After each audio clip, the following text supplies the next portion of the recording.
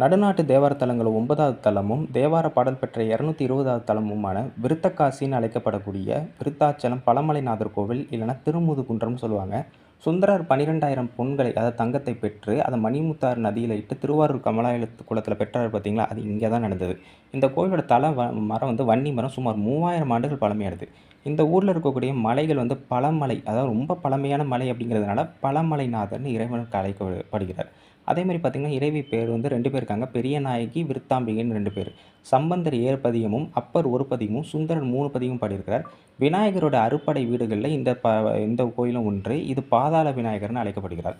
இங்க உள்ள கல்வெட்டுகள்ல ராஜேந்திர சிம்மோலனாட்டி இருக்கொளிப்பாடி பலவூர் கோற்றத்து நெற்குப்பை திருமுதுகுன்றம் உடையார் கோவில்னு அழைக்கப்படுகிறது. அதேமாரி இந்த கோவிலோட இன்னொரு சிறப்பு என்ன அப்படின்னா, இந்த கோவில்ல உள்ள வடக்கு கோபுரம் செம்பியன் மாதேவியரோட கணவரான கண்டராதித்த சோழர் பெயரால இன்றளவும் வழங்கப்பட்டுட்டு வருது.